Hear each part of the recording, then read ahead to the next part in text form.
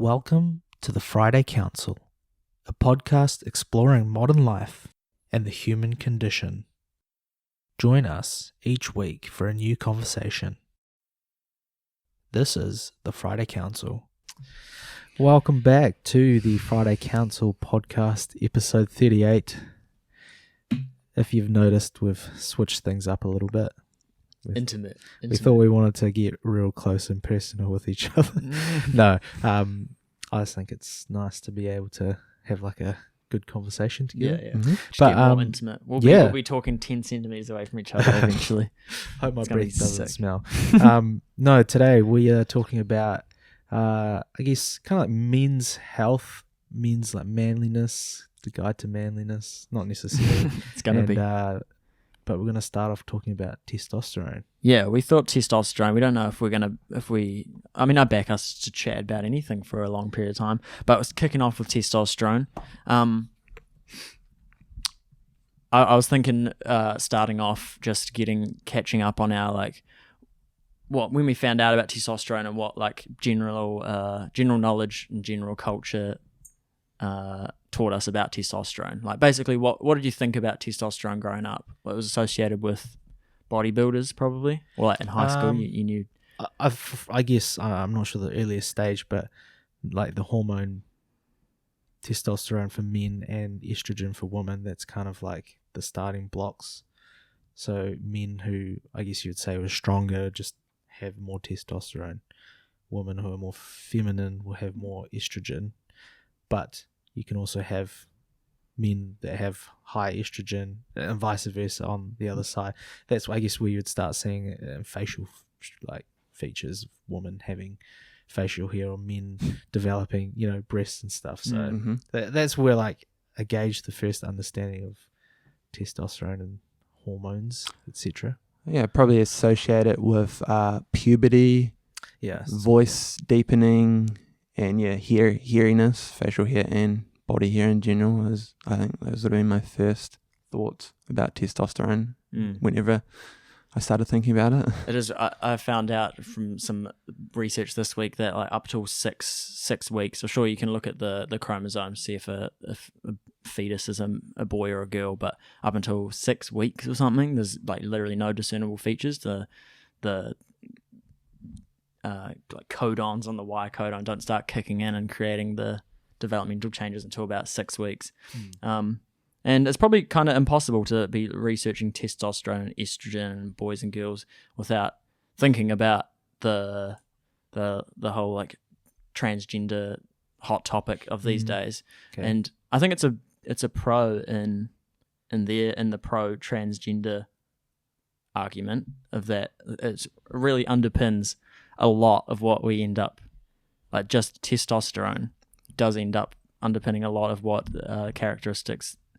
masculine characteristics turn out to be. And obviously that's why they want to catch you before puberty and before that stuff kicks in and be changing your hormones or supplementing one hormone with another.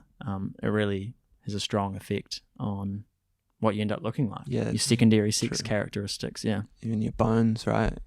Right. I think that's the primary reason that male bones are much thicker is testosterone. So that's irreversible.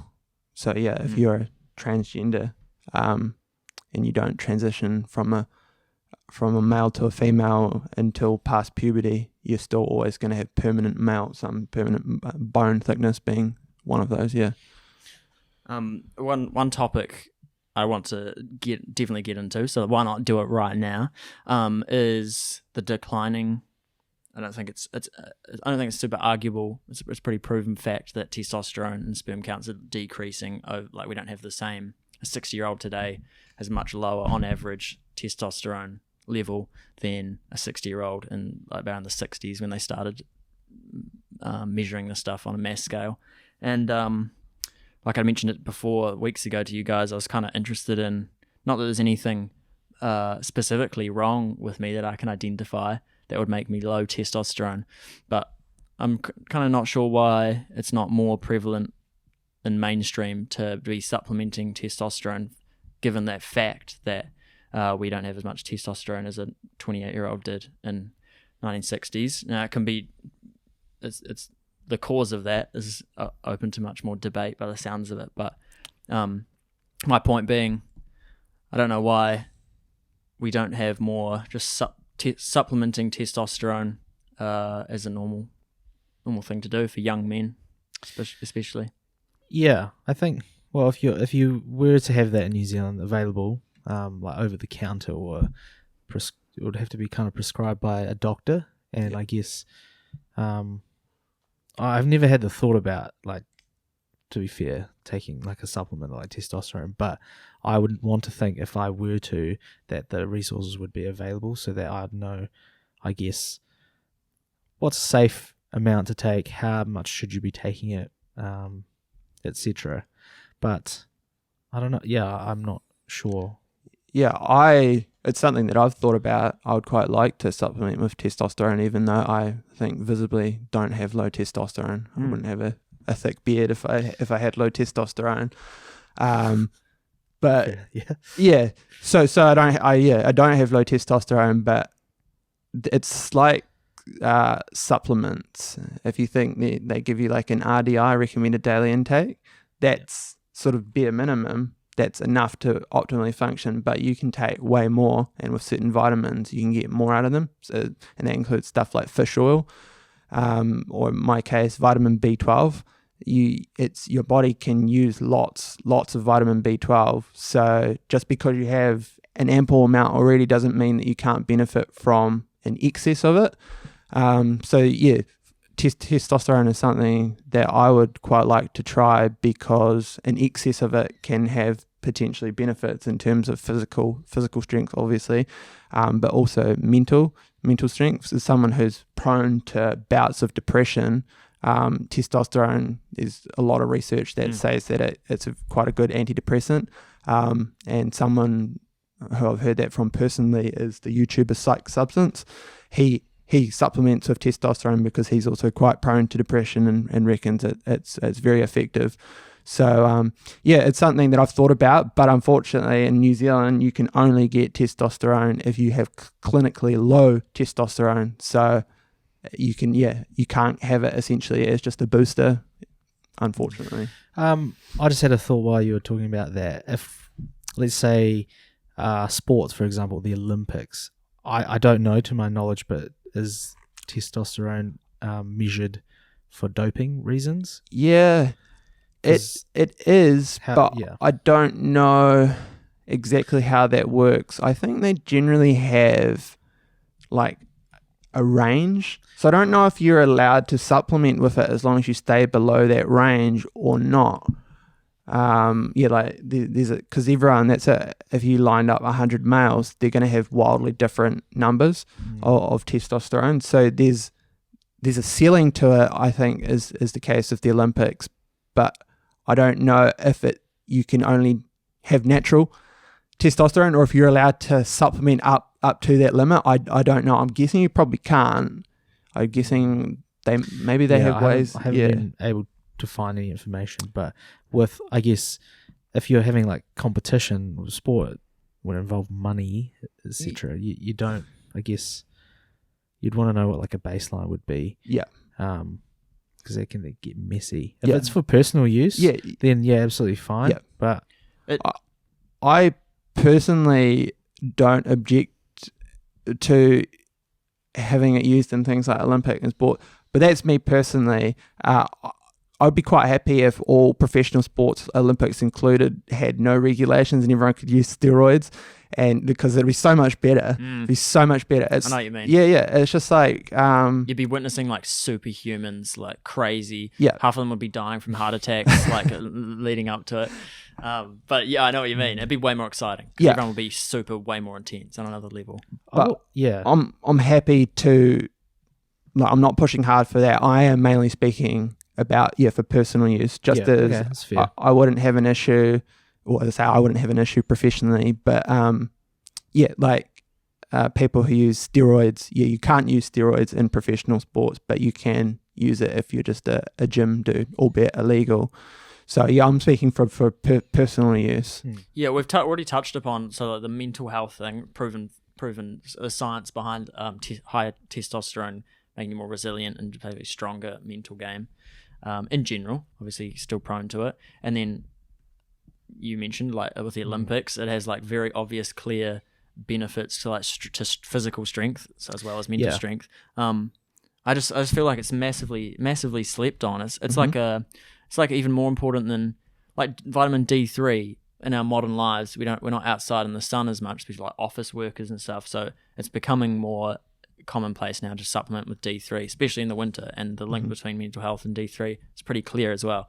And there's no chat about testosterone, and I think we should all be thinking about it more. And I wonder getting it prescribed, like you have to be clinically low testosterone. I wonder what metrics they're using, if they're using it compared to other men of this day and age, or if they're comparing it to the 1960s, because I figured we'd all be low if we were comparing it to.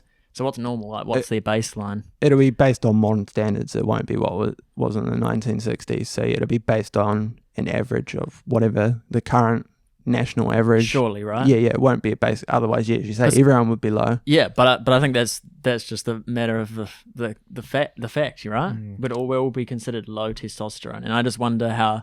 Like I feel fine. I'm not. I feel fine and physically like pretty healthy. I just wonder what could be. I could feel like what would it feel like to have I don't know how much more testosterone coursing through my veins and have that much more drive to like achieve things. Like it could change my life. Yeah, it could change the whole direction of my think life. Instead of being like apathetic, like just being like a blob, instead of working out twice a week, I have the motivation to work out every single day.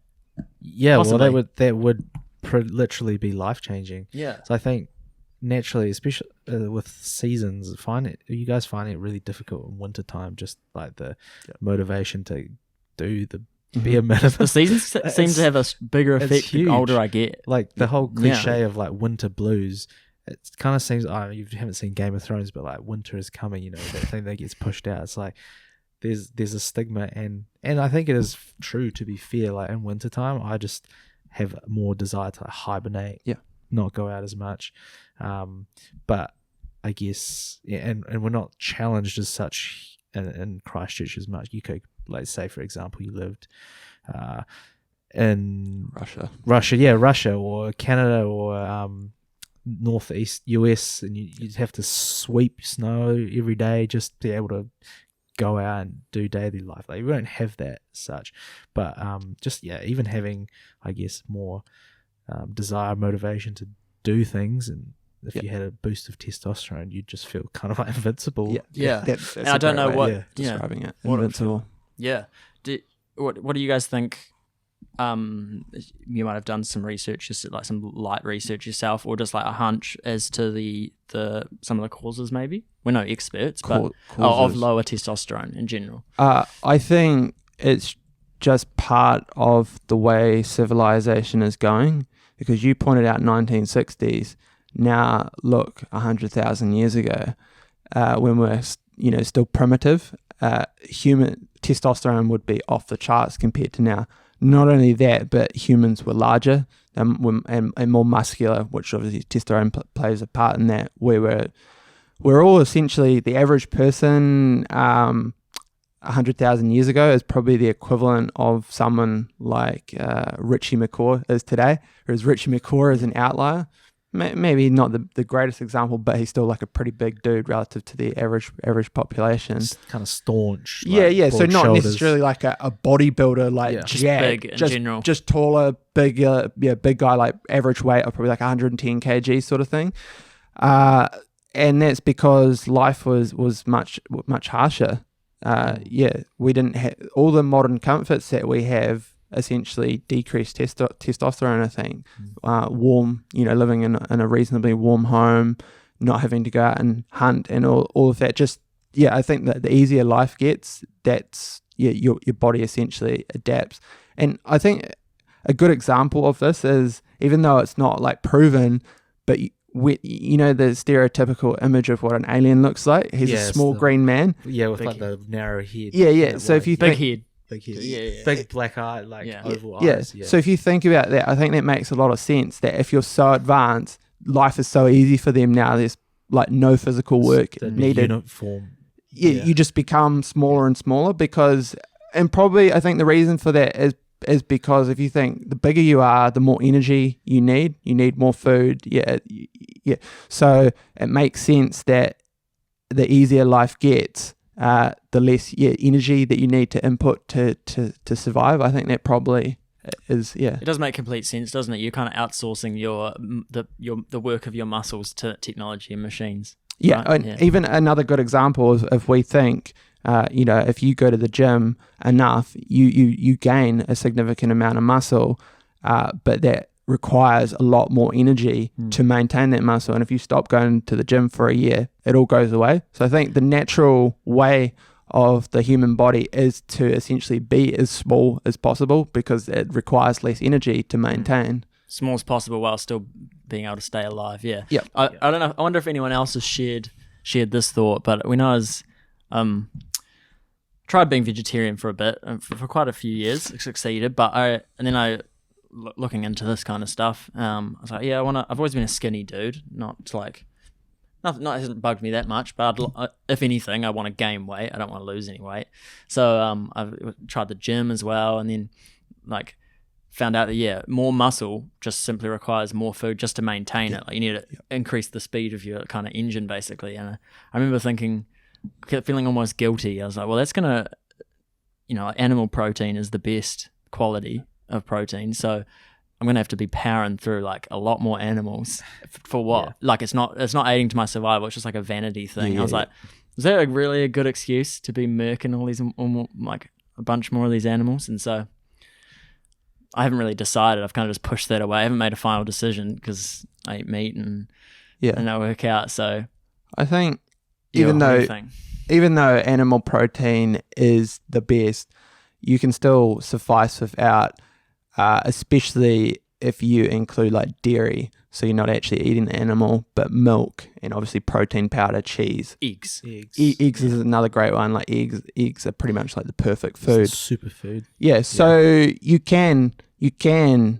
still get big without eating animals, even though I say that is sort of the best sort of like bang for buck in terms of the nutrients and all of that, the quality. But yeah, you can certainly, like if you look on the internet, you'll find vegan, not vegetarian bodybuilders who they won't be as big, but they're like way bigger than you or I. Mm-hmm. So it's still possible. So what do you guys think about? So we mentioned use the aliens as an example, as a reference, but it makes complete sense. Do you see that being that we've already decreased, it's about 1% a year, I think the stat is. So every year it's like 1% less. So from the 60s to now, it's like we'll be like 60%-ish less. I think it might be sperm count, but it's all correlated. And it's not really talked about. It's definitely not a mainstream topic of concern. Do you think there will be a time where it was very normal for young men now, given our modern lifestyles, to be supplementing with testosterone for mental health or just even for physical health, and we might get so low that, our bone start breaking bones all the time and whatnot. Do you think it'll ever be mainstream? I don't know, but I know it is common even in New Zealand for older men. So if you do have the clinically low testosterone, the fact that wouldn't have been common 60 years ago for old people to be supplementing. That is common now. So the fact that it's common for old people, if young people do continue dropping, then it could well become commonplace. And also in the United States, and I think even in Canada, I don't know that it's common, but it's not uncommon for young people to be supplementing with it because you can get it over there just as a supplement. Not sure if you need a prescription or not. I don't think you do. But one way or another, even if you do, you could just go to your doctor and say, look, I'm low energy. I just want a boost. You don't need to have clinically low tests. You can just, get your hands on it very easily. Like melatonin here, essentially. You got facts? Yeah. It's Good. only available with prescription in the US. Okay. But Are you able to look up for New Zealand, the availability in New Zealand? for testosterone Yeah. supplementation? Well, it is what I've said. It's you have to have clinically low. Oh yeah, right. Yeah. So whatever measure. How do you get diagnosed with that? Well, as I What's say, the they'll have baseline? like an average or whatever. But in the United States, even though you need a prescription, I know it's very common because I follow a few like fitness YouTubers, and one of them, more plates, more dates, is the YouTube channel. He's a big YouTuber. Derek. Yeah, Derek. He runs a testosterone clinic. To be fair, that actually could be in Canada.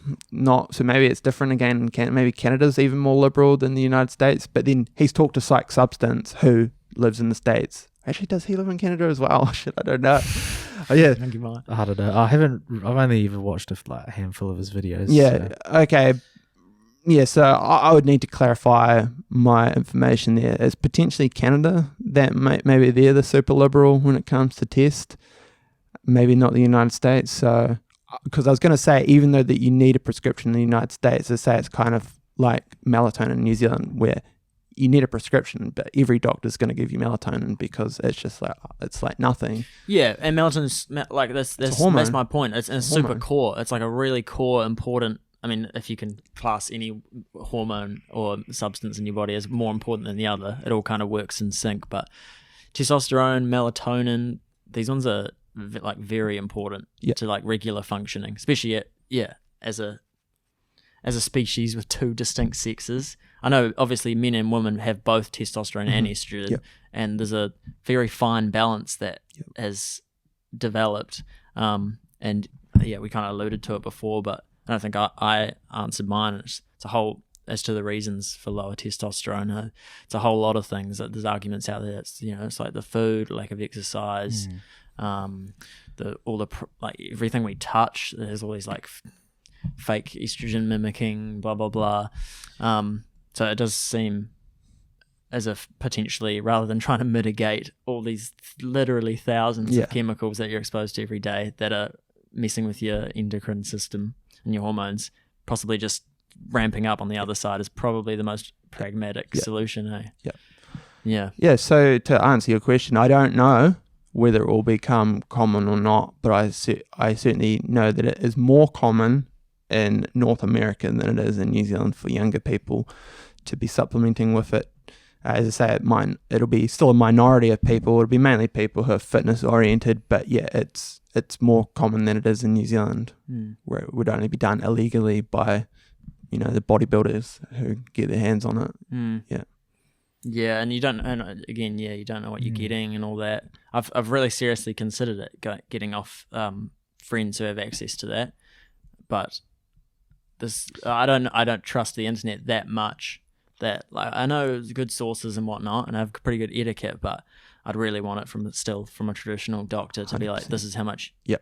Because I know if you're taking exogenous testosterone, your body can be, because a lot of it's generated in your testes, some of it's generated in your brain. So if you're adding it in externally, your testes shrivel up because the body recognizes that there's plenty in there, so you don't need to produce anymore. So I don't want that to happen. Wow. And there are side effects, there's like heart related issues and like excess titty fat basically issues. If you think about it, and this is not an original thought. This is Rich Piana. I don't know if you know him. Claim it. Just say it as an original thought. He's a dead bodybuilder, but he said and I don't know that it's. Well, probably, it is testosterone, but I think steroids in general is what he's referencing, is that, yes, they do make your balls shrivel up. But if you think about that as an appearance, what looks better, having your penis longer than your balls or your balls longer than your penis? The penis longer than the balls is more aesthetically pleasing, isn't it? It's true. Yeah, so it's not necessarily a bad thing. That's true. Aesthetically, yeah. I know. I see what you mean. Yeah. I see what you mean. I've always just... Not that I would ever do it myself, but I've had an admiration for people that do bodybuilding or even like strongman. It's kind of the pinnacle of what manlyhood is. You're seeing guys lifting barrels and throwing concrete balls and just, all sorts of stuff. Like, I've always just found it impressive, but I guess... The mic picks up your vaping noise. No, I think with... I guess what you're saying with like taking excess testosterone, I just think it comes back to that feeling of invincibility and just getting stuff done. Like, I think it's such a good way. I had another side thought, but I lost it when you started talking about vaping. Sorry. So if it comes back to me, I'll remember it. I don't think you can describe it better than a sense of invincibility. And if you think back to when we were teenagers, that was when you felt more invincible than ever, didn't you? And I think that was because of much higher testosterone levels than we have today. That it just makes you feel, and that's why especially if you think like of cars and stuff, teenage boys are associated with doing very silly things because they feel invincible.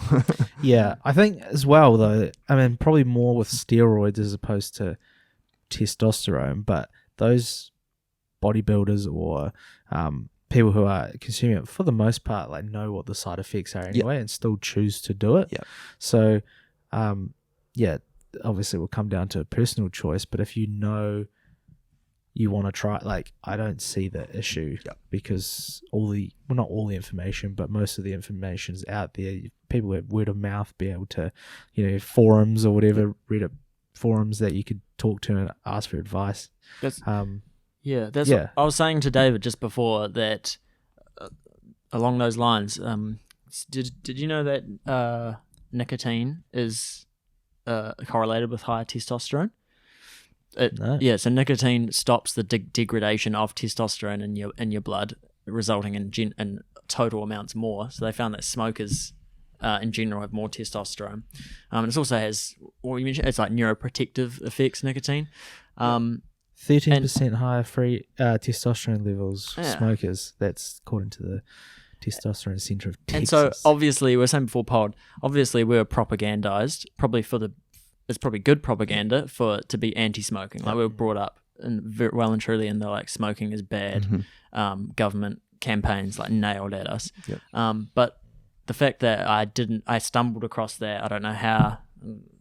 I don't know, it might have been a podcast someone mentioned. I was like, hang on, what the? I just feel a bit cheated, and like you're saying, the pros and cons for the bodybuilders are out there. They know what they're doing, and I just feel like we're adults. Like, just tell us the pros and cons, and we'll like you're saying, for personal use, like with any drug. Again, I think just let us choose. Let us make an informed decision. Also, like with testosterone, unless you are doing enormous doses, you can use it in therapeutic doses where you're increasing your test, but not obscenely high levels with minimal side effects, essentially. So you have to be using enormous amounts, which some people do, before you start getting massive side effects with just a little dose. Virtually no side effects. You might get like maybe a tiny bit of acne or something like that. Maybe not even that. It'll depend on your genes. But yeah, like all drugs, essentially, if it's only being used in a therapeutic dose, minimal side effects. So yeah. I don't know about you guys, but with me, if you're thinking about, I guess we're talking about testosterone, you have people who kind of embody that aura. So, for example, like Arnold Schwarzenegger, and maybe you guys involved in the whole gym bro of like Ziz growing up. Like, we kind of put them on pedestals, but it's like role models for who we would want to be. I guess. Idols, yeah. What do you guys think about that? I think it's a real obvious, like someone who's clinically obese. Everyone struggles or has like addictions, and unfortunately for them, a food addiction is like a very visible, easily discernible one. Same with the bodybuilding. You said it's like the strongman stuff is peak like masculinity. Don't know if I think it's definitely a part of peak masculinity, but it's just one of the most obvious ones you can see on face value. You can't tell just by looking at someone if they're like honorable or brave or like determined. Right. And I think those are also masculine traits. I think anything that increases in testosterone results in for your body, brain, or like behavior is probably going to be what masculinity is, because I think testosterone basically, for all intents and purposes, is masculinity in one. If you could boil it down to one hormone, it's got to be that, right? And so testosterone makes you gain muscle, it also makes you more aggressive and Yeah, and determined. Yeah, but you know what I mean. That's what my I want to dispute that. Okay. I think that is somewhat of a misconception, the aggression thing. The aggression thing. Yeah. So I know that's a common association. My understanding is that it's like a reinforcement hormone, essentially. So if you're already an aggressive person, it'll make you more aggressive. If you're not an aggressive person, it won't really change your aggressiveness. So the way I remember how this is explained is if you think of, when you get a bunch of millionaires, doing a charity auction or something, and they're all outbidding one another, that's testosterone. I think I've heard the exact same. Okay, right. Yeah, I was going to say. So it's like a reinforcement thing. Yeah. It makes you, do more of the same thing. So if you're already an aggressive person and you start supplementing with testosterone, you're going to become more aggressive. Right. In that case of someone millionaires flexing, it can be, like in a positive light where you, the outbidding, it's a form of aggression, isn't it? Yeah. But not really. Yeah. And dominance. Yeah, my thought with that, wouldn't it be like you're wanting to, like you're flexing is you wanting to be the alpha, or people know that you're the person who's at the top. Yeah, essentially. So it is a form of aggression, but it's not like, I'm going to smash you in the face. It has a negative connotation, aggression, doesn't it? Yeah, It doesn't have to be. Yeah, I mean, it's like, I guess you could say people who just want to work on their bodies and become big and, gain muscle, like they can be the nicest people ever, but doesn't necessarily mean there's a misconception, that they're angry all the time, frustration, like roid rage or whatever you would say. Well, you could have that. To be fair, and so that's where you need to separate testosterone from things like trenbolone, which is a steroid. Some steroids do have aggression as a side effect, synthetic steroids. Testosterone alone, I don't believe does, unless they say you're already an aggressive person. It'd be kind of like if you think alcohol doesn't make me aggressive, but for a lot of people who already are predisposed to aggression, it's like rocket fuel. So think of testosterone in that same light. It's like a booster. It'll boost whatever your natural tendencies are. If you're already an angry person, it's probably going to make you more aggressive. If you're not, and I'm trying to think like of a good example of like another behavior. I don't know. Chess was an example that was being thrown around last night. It might just make you become a more intense chess player, where you play an extra game of chess. Yeah, you just hone in on a repetitive behavior. Essentially, it will to boost that repetitive. Yeah. Probably not that we want to go into, but I think other factors that might play into that would be like general upbringing. Of course. Yeah. I guess your environment that you're in obviously will affect that, but. Yeah, I think I'd agree with you in saying that if you're not experiencing that for the most part, like it won't change you unless it's predetermined already. Yeah. Or another good example, if we think of the alpha dog, like CEO of a company, or Jeff Bezos or something. It'll reinforce his behaviors where, and again, you could call it a form of aggression where he might like try to take over another company, expand the company more than he was already doing. It's a form of aggression, but not really in terms of when we think of aggression, we think of like violence. It's a form of, as we keep going back to, conquest. It makes you want to conquer things, which can be done in a positive or at least in a benign way. Trying to make your company even bigger. It's not generally harmful. No, that makes sense. Yeah, I mean, it's probably not the same, but I was thinking like you take like a lumberjack, for example. Typical masculine. Typical masculine. Like if you're living in the woods or in the middle of winter, like you need to keep warm to survive. So in that sense, you would be cutting wood, like collecting and chopping, just for survivorship. But if you elaborate that with like companies, if you don't make your company succeed, you know how many companies don't fail or be bought out or become bankrupt. So I guess it's probably not related, but kind of related. It's just going to give you again, and it's another word that might have negative connotations, but it's going to make you a bit more ruthless. Yeah. So in the company, it's going to give you the ability to make hard decisions and maybe just push the boundaries a little bit more to drive that company forward. So yeah, as I say, it's a form of aggression, but in a different way. And yeah. Yeah, you mentioned two words with negative connotations, and I fully agree. Like aggression and what you say, ruthlessness. Just brings to mind the criticisms, although it seems to have kind of faded down now. The talk of toxic masculinity, you don't hear it really a lot anymore. It seems to be kind of over and done with. But relating to what I said before, it's a hypothesis. I don't know this for sure, but that testosterone and the effects of it is masculinity in a hormone, and the things that the gripe I think that a lot of guys have with the term toxic masculinity is that it is a lot of those things where they have negative connotations, but that doesn't mean, like, aggression and ruthlessness doesn't have to be a negative thing, yeah. And the toxic masculinity kind of bundled it up into one. Disagree? Yes and no. I think, like, when I think of that, let's say like the army, for example, people who enlist in the armed forces are more men than women, because I guess there's that sense of, I guess you would call it just macho-ness, and you wanting to go out there. That's not to say women don't make good soldiers, but I think with like the more testosterone, the more willing you are to take risks and put yourself out there. Does that make it toxic?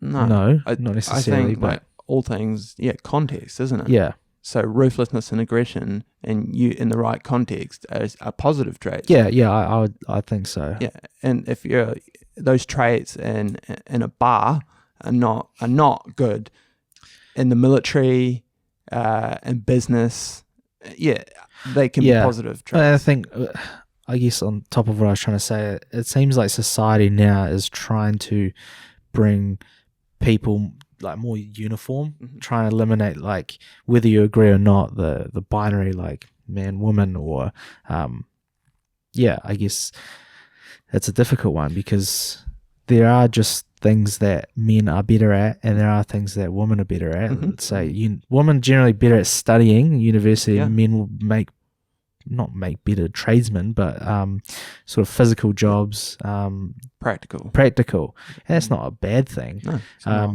But then I guess that's a different topic, but you have like gender roles or whatever. Yeah, I think kind of similar to the aliens, the alien point where they've outsourced the work of their muscles to machines and technology. I feel like a lot of the technological innovations in the last 100 years have probably disproportionately affected, or it's made life easier, so we don't have to, in general, as a species, use our muscles, but the sex that was in the line of business that involved using muscles more has historically been guys, and still is definitely majority.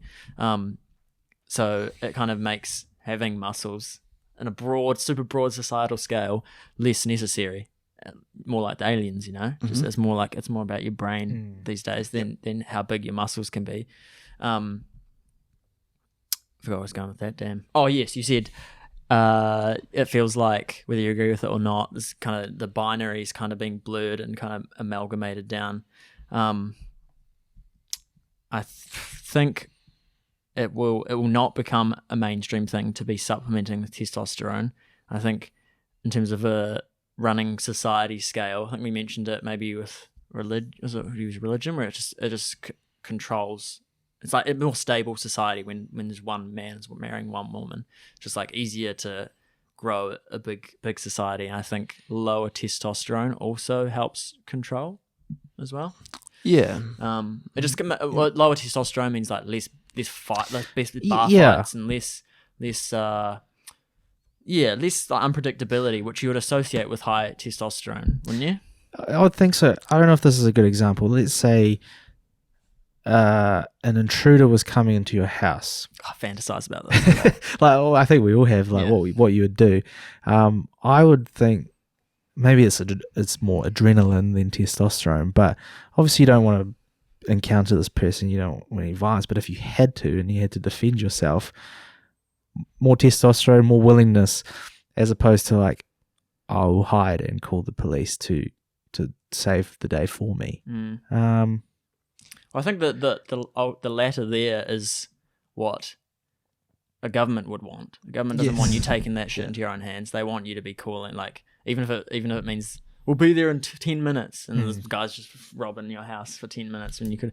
So I think, that definitely furthers my point. Like, lower testosterone. It's more stable. It's like, it may make you more reliant on someone else as opposed to or having dependent and drive and like the characteristics you were mentioning before. Like I would say generally women are more attracted to guys who are driven or wanting to succeed or better themselves and confidence, and that probably correlates somewhat to more testosterone. Yeah, I can just get one point. Go for it. David. No. Another term that's associated with negative connotations, but I think it makes a lot more sense in a religious context as well, is submission. So being submissive. So I mean, like submitting to God is like, it feels emasculating, but I think that's a apprehension of the word submission. It's like a misunderstanding. And women are typically, like a feminine role is more like of a submissive. If you're talking about divine masculine, divine feminine, feminine's more like of a submissive role. Yeah, and so I think the less testosterone in general that men have in society makes you more submissive. I think that's also proven in hierarchies that the bottom of the rung has like low testosterone usually in animals, at least like monkeys. The top monkey has typically the highest testosterone, and the lowest one is like always beat down, just as like depressed. Maybe, I don't know if monkeys can be depressed, but is depressed. Yeah. And so where's I going with that? Someone's going to be running things, but it's Jeff Bezos. If he's the high testosterone alpha on a big global scale, and he's like 1,000 guys underneath him. With low testosterone, I think it makes it easier to run a business and then in a greater scale run society. Yeah. That's a hard one to unpack a bit. But, I rambled. No, that's fine. I've also heard a counterpoint where if you think of some of the dangerous men in society, like incels. I had that thought too. Like they're, I believe, considered to be low testosterone. Good point. But they can be dangerous, like to go out, and obviously the case of like mass shootings. Yes.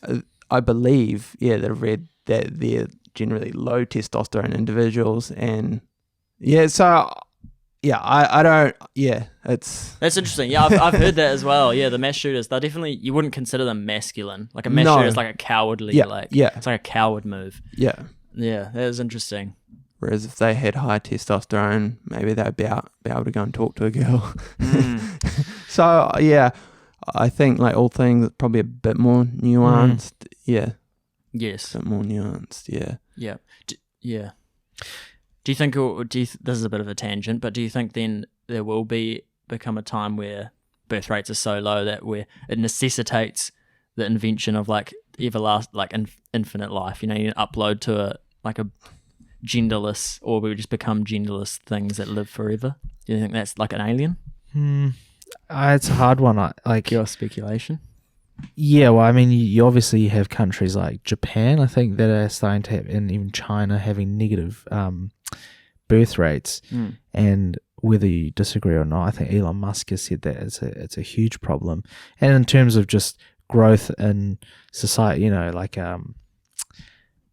inventing things, and I guess if you call it like the human race evolving, whatever you put it down to, like unless you're replacing people with robots or finding solutions for everyday things where the less people you have on Earth are then utilizing their, I guess, bodies or resources to other things to succeed, then you'll have like stagnation. And I guess I mean probably a big thing, completely different, but like negative economic, for example, like people freak out with recessions. So I mean, I don't necessarily know. So it's just another thing in the web. It does seem like It's an awful coincidence that like all our modern life in so many different angles all leads to lower testosterone. Like smoking was maybe the last bastion of high testosterone, and now that's no, you don't want to smoke. Yeah, it can seem a bit overwhelming. Well, with all the vaping going on now, if it's nicotine that's raising testosterone, then maybe we'll have a resurgence of testosterone. Yeah. Because lots of kids these days are vaping. So, well, maybe that's why it's a negative connotation. Like in the Well, mainstream media, it's like vaping's. It's sure it might be better than cigarettes, but it's gonna get you. It's not good. You don't want to be doing it. You know, everyone. That's kind of the mainstream thought of it. Anyway, and there's not even a lot of science behind it yet, is it? No. Everyone's just kind of assuming that it's gonna be probably bad. Or It I makes- think they go for the addictive angle. People associate, and somewhat understandably, they're worried about addiction, even if it's benign. So we think a lot of people are addicted to coffee, caffeine. It's virtually harmless, and arguably in the case of like coffee and tea, it actually has a lot of health benefits. And nobody really associates, so in that case, nobody really associates those with addiction, even though half the world is addicted to those, to caffeine. But people associate addiction to nicotine in a negative light. And as I think we talked about this before the pod, because nicotine itself is not harmful, it's addictive, but it's the other things that in the vehicle with cigarettes, the carcinogens. But I think people associate nicotine addiction with the harmfulness. So I think people are more worried about the addiction than the harm. I also think a lot of people associate nicotine or interchange nicotine with cigarettes. Yes. Like, I think that's the same thing. well, I think that was. Should I talk closer? Yeah, that's fine. I think with nicotine, like when vapes and e-cigarettes came out, a lot of I guess there's a big push to transfer people from smoking to vaping. Some saw I guess you see benefits because it's more the nicotine you're addicted to as opposed to the carcinogens or just the feeling of having something in your mouth and blowing out smoke or whatever. But side topic, what you're saying, maybe there's an something we don't know about as to why, like with ram raids, there's so many vape stores and cigarettes being stolen, and so when if it's testosterone or cigarettes, because the science backs it up. That's well played. It's expensive, like you can't afford it. So like if you want to keep that up, unless you have the ability to pick up prescription testosterone, maybe that's why you see more. Hey, it's not a bad theory. It's not a bad theory. Yeah, I've never heard those things. That's an original thought. Yeah. You'll be the first person to have thought of that. Yeah. That's pretty epic. That we should definitely turn that into a clip, a reel. Yeah. First. Yeah. Well, like you said before. So you're saying, so you're just hypothesizing that those kids are like serial nicotiners, either smokers but more likely vapors. Yeah. And then it's leading them to these outrageous, reckless, aggressive. Well, kind of, but I guess then you would factor their life upbringing. You know, they might have a hard life or not have the same parental guidance and counselling that most of us would have. But if they're, it's the next generation that's becoming more bigger men or like fighting back against the system of trying to lower your testosterone, well, that might be a theory, that's like their fuel to keep that going. Are there any like I suppose gangs, like literal gangs? I was going to say, are there any gangs that like you'd associate with high testosterone that are held in also high social regard? Or is everything that's associated with testosterone, like, is there anything, there's like sports teams? Yeah. That's kind of like a gang, but I'm thinking like gangs, bikie gangs.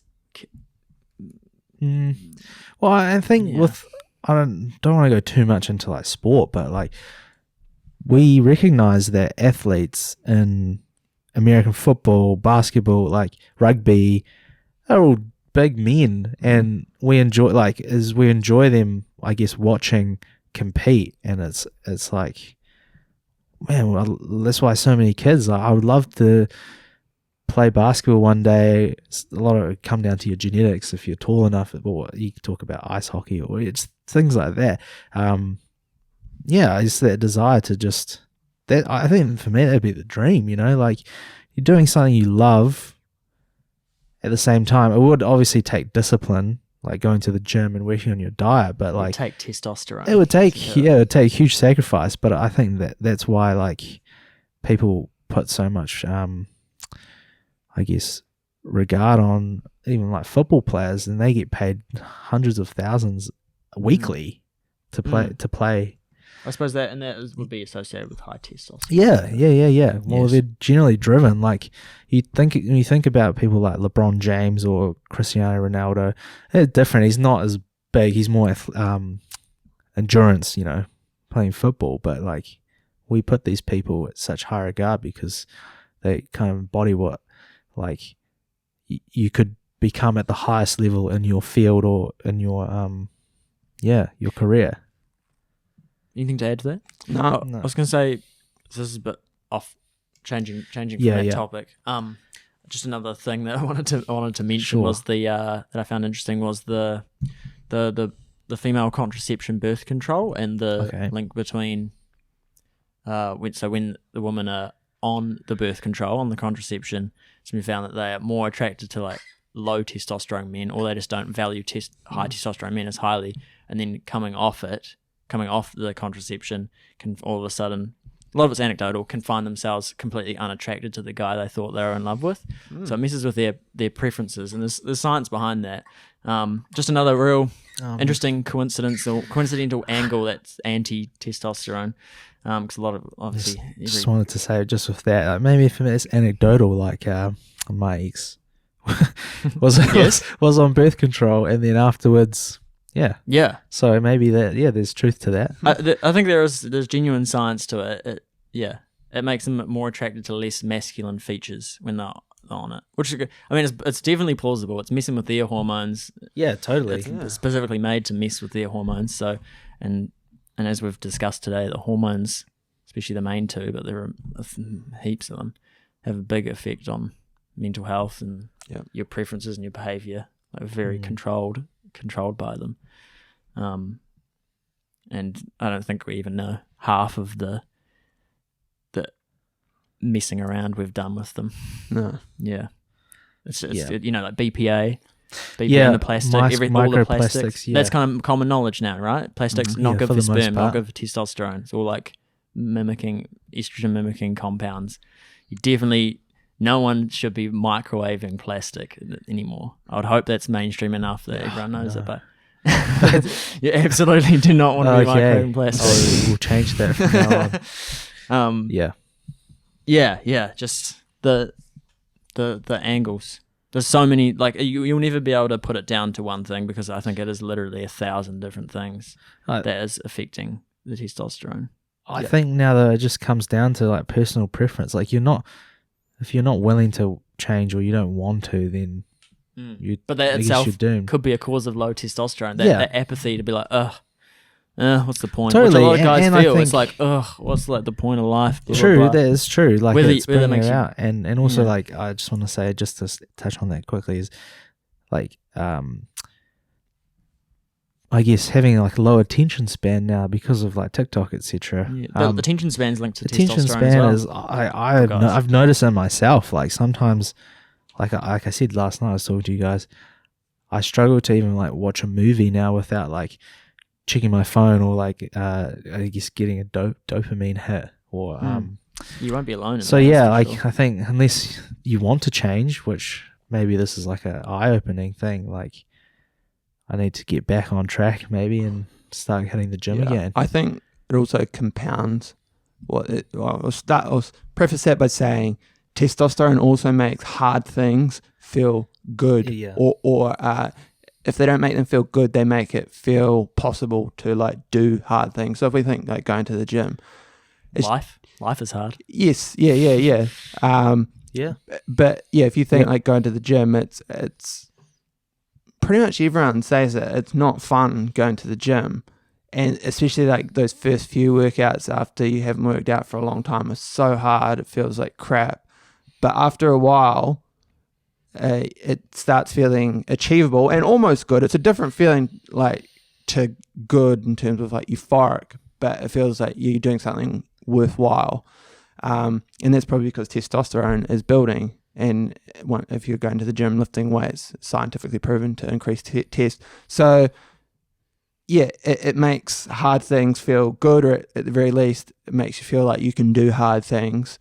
And then I think, it also compounds, because like the more you do that, the more, you can do harder things, and it transfers over to all areas of your life. Like if you're crushing it in the gym, you're probably going to be working better, especially if you're self-employed or running a business. You probably, that discipline and doing hard things will transfer over into other areas of your life, and it snowballs. Yeah, definitely. Yeah, and I think you could easily relate that then to that euphoria, and it's kind of like a positive feedback loop of the dopamine and testosterone linked. You know, your testosterone will increase, like the monkey examples where it's not, nature's not trying to like balance out the hierarchy where it's increasing the lower one and decreasing the higher one, trying to keep it average. It's a positive feedback loop where the top one keeps going up and the bottom one keeps going down unless something drastic happens.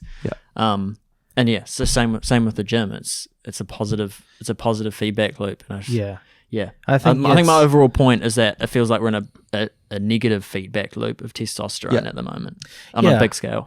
I agree. I think also a lot of it's connected. Like most people know going to the gym, building muscle, like that will help you. If you're stuck in a rut, it can be really difficult to get out of. But then you can group that with like diet, etc. Like if you are working on the right things, and these are things that you can control yourself, then the things of life that become really difficult, like they get thrown at you, let's say an accident will happen, or your family, like at least there's things that you control that will help, and everything else becomes, I guess, a bit more bearable, but easier to get through, because the positives with that sort of thing and building testosterone make men, I guess, greater going through life. I don't know. More resilient. More resilient is probably the right word to use. And well, like you said, it makes tough things. There's that, life is tough in general. There's that quote that Joe Rogan quotes someone else of. It's like tough men make. I have to find been there before. Weak men make. I'll find it. Slightly oversimplistic, but I really like that quote. Hard times create strong men create good times create weak men, and weak men create hard times. Yeah, where do you think we are right now? Weak men creating hard times. So hopefully it's oversimplistic. Historically speaking, but then we're in the creation phase. We're still in the good times, but it's creating not good times. No, I'd say we're in the hard times, and that's creating stronger men. Like that's what there's some truth in it. It's an oversimplification, but there's I think use that on a personal level. Like if you work hard, you'll in all likelihood create a more rewarding life. And if you start slacking off, you lose your job, running a business, you start slacking off, it's probably going to make hard times for you. And vice versa. So use that, I think, on a personal level. I think which you talked about, like I know testosterone and dopamine, and you just talked about dopamine. I know they're quite intimately linked, and they can be a kind of positive feedback loop where like difficult things feel good, and you can achieve more difficult things and feel even better. That's kind of right back to the very beginning. That's why I'm just realizing now. That's why I'm kind of interested. It seems a bit airy-fairy, you can be like apathetic about life in general, not depressed, but like, what's the meaning? Like, what's the point? Like, blah, and feeling that apathy and deflatedness. And it seems from an like amalgamation of all the very surface level research I've done that testosterone could literally change that outlook. It's like a chemical basis to it. So imagine like that would be life changing. For many people. Especially young dudes our age. I think that, and it could make normal life, which is hard as it is currently, but it's like hard spiritually. It feels a lot like modern life often. It's like a spiritual hole, and I wonder if testosterone could be you don't want to be. It's like it'd be a drug, classed as a drug if you're injecting it, I suppose. Like, I like to compare everything to a drug, but that doesn't mean that you should just avoid it just because it's a drug. And because clearly we're supposed to have more testosterone than we do now. So if supplementing your modern life with testosterone makes you feel like even spiritually fulfilled, just like full of life and it's like ready to do it, then I think that could only be a good thing. And I'd probably be slightly disappointed. It's probably not quite as grand as that, supplementing testosterone, but it's possible that it will make me feel much better than I already am. I think that just is also a balance thing with, let's say, like, if you add that with goal setting, like, when you're saying with we're real apathetic to life, and we don't really, I feel we're generally going through, like, what's the point? Like, why are we doing this? There's wars going on in the world, and et cetera, house prices are like, it's that generic negative feedback loop that goes back to it. We just, I think you've just got to control what you can control. Sorry, I brushed over what you said, but I forgot my main point. Control what you can control. Well, I agree with that. I think, it's a good YouTube video idea is to go to either the States or Canada. Maybe, as I say, you still need prescriptions. It might be hard as a tourist, but if it's Canada, where it's liberal, maybe you should go to Canada and do a vlog. Yeah, it's a beautiful place. Or probably in the States, even if it's prescription, probably easy enough to like connect someone to get a and just do it 1 month in the States, vlogging that among other things like kratom and stuff. Yeah, I think that would be quite a popular video idea. Yeah, well, I think it might be. I might go just inquire about low test. Imagine if I was low test. Yeah, well, that you should. Imagine if I was naturally supposed to be 100 kilos and jacked. You don't really grow much facial. No, I don't grow much facial hair. That's a telltale sign. When I was first seeking an ADHD diagnosis, I threw out the possibility of low test. And my doctor's like, "There's no way you have low test with a beard like that." But in your case, you struggle to grow facial hair. Doesn't categorically mean that, because that could just be genetic. But it could be worth trying out. That could be epic. Yeah, you should definitely check that out. Yeah. Get some legal test, guys, and then I can be a dealer. I could be a test dealer. No, you could try. I guess there's no harm in finding out, and then we could come back to this topic again. And if not, middle finger to the system, and I'll go find a fucking bodybuilder, and he can sell me some of his steroids. I think we all know sex fiend that we know. Yeah. Yeah, but like that's one factor of low facial hair. But what is your sex drive like?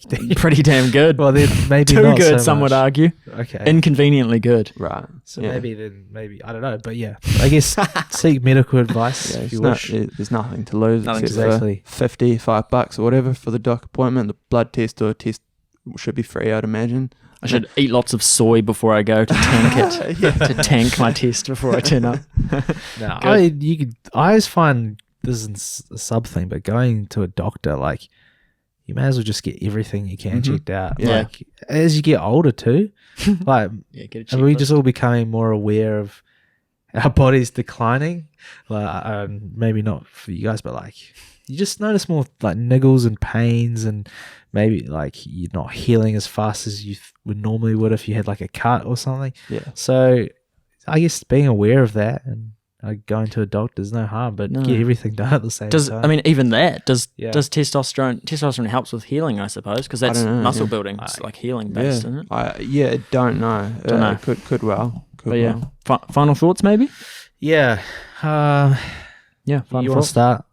Final thoughts. I think all guys, especially, should be seriously considering or just researching at least the effects of testosterone, and wondering what their life could be like with potentially 60% more testosterone, which is, like you said again, David, 100,000. That's when we're comparing it to the 1960s. Yeah. Comparing it to the 1860s, we're probably like 100%. I don't know. If we're 60% down from the 60s, I mean, it's probably I'd assume it's ramped up with all the chemicals and stuff we're exposed to since then. But it's possible we're 100%. No, that doesn't make sense. I know what you're saying. yeah. From, like vastly lower. So, I don't know, something to think about for sure. Something that's slept on, I reckon. Yeah.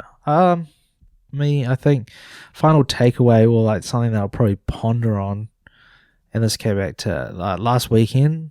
I was fortunate to for two dinners in a row was working. I had a nice steak. And so maybe the Odyssey, such a good steak. Bussing. And so it's made me think about like food, for example, and meat, especially red meat, is one that gets linked, I guess, with diet and becoming stronger. You know, whatever. Yeah, the makeup of red meat just really helps with building muscle, etc., which will lead to more testosterone. Anyway, point being, that's a factor that I think most people love food. So why not? Do more research on that for me. Good point. Because I would rather live more of a balanced life where I can still enjoy the things like nice food and I guess like you could still get the same thing from takeaways and eating like Burger King, for example, but it's not healthier for you, or at least there are avenues in that sense. That's what I'd take away, I guess. Yeah, cool. That's a good point. It's just one of the many angles of test. But it is related to test, right? Related, but healthy eating will totally increase it or tank it less. David, final thoughts? Yeah, go get a test if you have low vitality. Go get a test for test. Yeah. Nothing to lose if you have low vitality. Might not be that, you might just be depressed. But either way, go get to the if you have low vitality, there's probably something that can go get a physical checkup. Yeah. I always thought it'd be fun to get to go with the boys to get your sperm counts tested. Would you guys be keen? Yeah. Well, I guess so. Just for a laugh one afternoon. It'd be interesting. I think so. Like could be real D-buzz. I think you'd rather find that out now as opposed to like if you wanted to have kids. Yeah. So it could be fun. Be interesting. You could witness the decline, compare it 10 years later. Yeah. But damn, shouldn't have had that BK 10 years ago. Well, you don't think about those things when you're younger, like until you realise you're not as invincible as you thought. Because you're full of testosterone, you think you're invincible. Yeah, you're not weighing up the risks rationally, are you? Which is part of it. Cool. Yeah. I think, well, let's wrap it up there. Thanks for listening. Hope you've enjoyed this episode. Hit him with a vape, David. Hit him with a fat cloud. Let us know what you think. If there's any topics you wanted us to talk about, any guests. Listening, if you want to come on and yarn, hit us up. Yeah, absolutely. But as always, you can find us on Facebook, Instagram, Twitter, YouTube, etc. at the Friday Council or the Friday Council podcast. That's episode 38 in the bag. We're trying to pump out some more shorts, so if you can't be asked listening to the podcast, which is completely understandable, although it is busting sheesh, we should have some more shorts coming out, so you can roast our opinions in short form, as well as in long form. Well, we appreciate your time, but we'll see you all next time. Peace. Peace. Bye.